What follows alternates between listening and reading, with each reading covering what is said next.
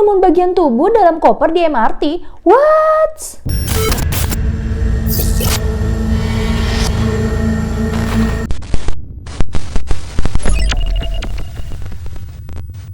Utang piutang bisa menjadi salah satu hal yang paling mengerikan. Bahkan kawan bisa jadi lawan. Dan di kasus kita kali ini, hal yang paling menyeramkan telah terjadi. Gwen Garlijo Aguilar merupakan seorang wanita yang berasal dari Filipina yang terakhir pada tanggal 19 April 1976. Pada akhir 2001, ia memutuskan untuk pergi ke Singapura untuk menambah penghasilan keluarganya yang sedikit. Ia meninggalkan seorang suaminya dan juga kedua putranya. Saat berada di Singapura, ia menjadi ART dari pasangan yang bernama Prakas Malia dan juga Anjali Malia. Di Singapura, ia menjalin persahabatan yang sangat dekat sekali dengan seorang perempuan dari Filipina juga yang bernama Jen Parangan La Puebla. Saking dekatnya nih ya, mereka berdua ini seperti saudara kandung layaknya adik dan juga kakak. Mereka nongkrong bareng, ngobrol bareng, bahkan sering banget bertemu untuk menghabiskan waktu untuk bersama. Gwen akhirnya pada suatu hari menceritakan pada Jen bahwasanya ia sedang mempunyai perselisihan rumah tangga dengan suaminya di Filipina dan dia juga sangat merindukan kedua putranya. Setelah mendengarkan perbincangan yang panjang dari Gwen curhat-curhatan itu, akhirnya Jen memutuskan untuk berbicara bahwasanya ia ingin meminjam sejumlah uang kepada Gwen. Jen menjelaskan uang yang dipinjamnya tersebut akan dikirimkan ke kampung halamannya. Tak hanya sekali, berkali-kali ia meminjam uang kepada Gwen. Pada puncaknya, Jen meminjam uang kembali kepada Gwen sebanyak $2.000 dan akhirnya Gwen memberikan uang tersebut kepada Jen. Dan ternyata uang ini tuh berasal dari uang tabungannya Gwen pribadi. Ternyata uang yang diberikan oleh Gwen ini hanya setengahnya saja, tidak sebanyak $2.000. Akhirnya Gwen memutuskan untuk meminjam uang yang setengahnya lagi untuk diberikan untuk Jen. Dia bertanyalah kepada teman Filipinanya juga yang bernama Jenny Narag, kemana ya gue harus minjem uang buat bantuin temen gue nih si Jen. Terus menurut Jenny ini, ya udah lu pinjam aja ke rentenir dengan bunga 20%. Akhirnya bunga tersebut ya ditanggung juga sama Gwen sebanyak 20% untuk membantu Jen ini guys. Akhirnya Gwen kepusingan sendiri guys dengan bunga 20% ini yang terus menumpuk dan tidak juga kunjung dibayarkan oleh Jen. Dan ya maksudnya gini loh, kan si Gwen ini ngutangin 20% buat orang lain, bukan buat dirinya sendiri ya. Dia merasa gelisah, merasa tertekan akan hutang-hutangnya ini yang terus numpuk. Sedangkan uangnya ini untuk si Jen, bukan dirinya sendiri. Minjemnya ke rentenir, bunganya 20%. Aduh.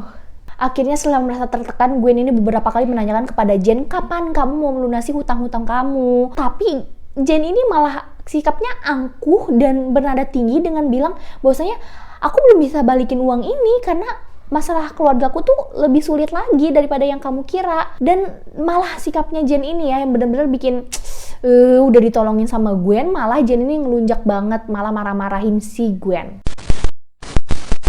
Pada tanggal 7 September 2005, Jen mengunjungi Gwen seperti biasanya di tempat kerja Gwen yang berada di apartemen Sun Glade. Awalnya semua berjalan baik-baik aja, mereka bermasak bersama dan berbincang-bincang. Namun tiba-tiba saja Gwen ini menanyakan kembali perihal hutang $2.000 kepada Jen dan membuat Jen ini naik pitam, marah-marah dengan nada tinggi membentak-bentak kepada Gwen, temannya sendiri yang telah membantu dia. Akhirnya mereka mulai bertengkar, bahkan beradu fisik dengan mencakar, mencekik, dan menarik menjambak satu sama lain. Dan akhirnya Gwen juga menggigit tangannya Jen sangat keras sekali.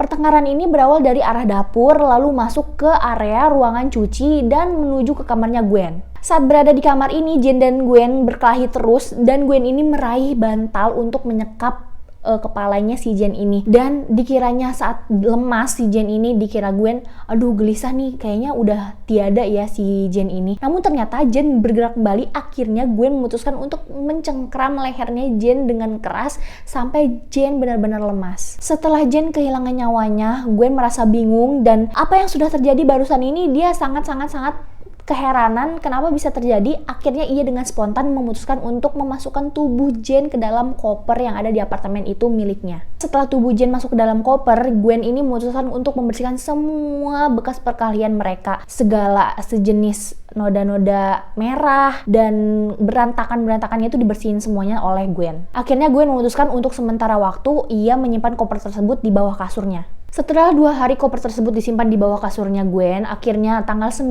September 2005, majikan Gwen ini pergi bekerja. Setelah majikannya pergi bekerja, Gwen langsung saja bergegas menuju ke pusat perbelanjaan Muhammad Mustafa menggunakan MRT. Setelah pulang dari pusat perbelanjaan pukul 9.30, akhirnya Gwen memutuskan untuk memisah-misahkan tubuh bagian Jen dan dimasukkan ke dalam sebagian di dalam tas dan sebagian lagi dalam koper diselimuti oleh kertas koran. Oh iya, di pusat perbelanjaan itu Gwen juga membeli alat-alat ya, banyak seperti kapak, pisau, sarung tangan kanvas, sarung tangan latek, kertas dinding hijau, deterjen, 2 bantal guling, dan juga spray dan sebungkus kantong hitam. Langsung saja ia mengeksekusi kamar dan semua tempat yang pernah bekas berkelahinya Jen dan Gwen ini. Alat-alat yang dibeli tadi dipakai untuk membersih-bersih dan juga dinding wallpaper tempat kamar Gwen ini diubah menjadi warna hijau sesuai wallpaper yang ia beli tadi. Tak lupa ia mengganti batal dan guling baru dan juga memakai spray yang baru ia beli tadi. Alat-alat untuk membersihkan tersebut akhirnya ia cuci bersih juga dan ditaruh di bawah wastafel di lemari-lemari gitu guys. Setelah bebersih tadi, Gwen memutuskan untuk beranjak dan menaiki taksi menuju stasiun MRT untuk meletakkan tas yang berisi kepala Jen pada jam 12.35. Kemudian ia kembali ke apartemen untuk mengambil koper sisa-sisa tubuhnya Jen dan diletakkan di dekat waduk McRitchie, dan langsung saja ia setelah meletakkan di jalan setapak, dia langsung pulang ke apartemennya kembali. Tak lama dari setelah ia meletakkan tas di dekat MRT tadi ya, ternyata pukul 1:45 siang, tas tersebut ditemukan oleh petugas kebersihan dan langsung saja dibuka, ternyata dalamnya itu kepalanya Jen. Setelah itu pukul 6 sore lewat 10, seorang pegawai negeri sipil berjalan kaki di sekitar waduk tersebut untuk mengarah pulang ke rumahnya dan menemukan koper yang diletakkan oleh Gwen tersebut. Akhirnya ia menelpon polisi dan polisi datang dan membuka koper tersebut, ternyata isinya bagian tubuh sisa dari Jen tersebut.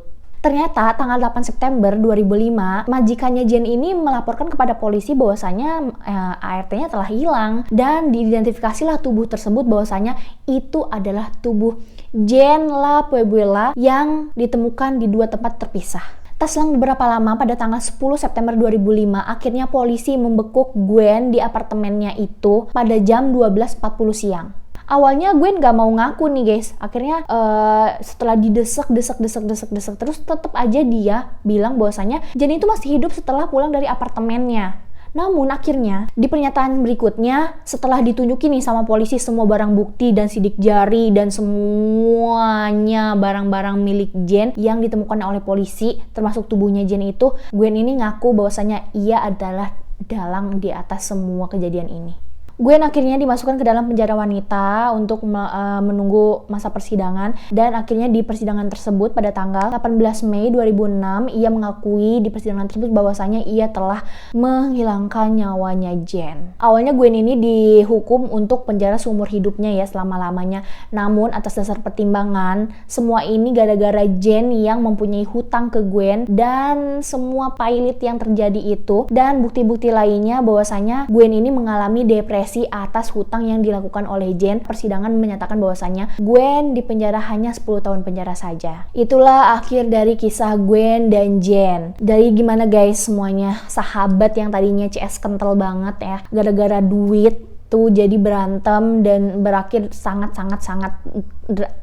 tragis banget lah kayak gini. Buat kalian semuanya, hati-hati dalam berhutang atau dalam mengelola uang, apalagi bersama dengan teman dalam bisnis atau dalam hal yang lainnya. Kalian harus tetap berhati-hati karena itu bisa jadi faktor keterlibatan bahkan tindak pidana. Cukup begitu aja semuanya, jangan lupa like dan subscribe dan juga komen-komen ya. Aku harus bawain berita apa lagi dan kasih masukan juga saran buat aku. Jangan lupa komen yang baik. Semoga kalian bahagia selalu, sehat selalu. Bye bye. Assalamualaikum warahmatullahi wabarakatuh.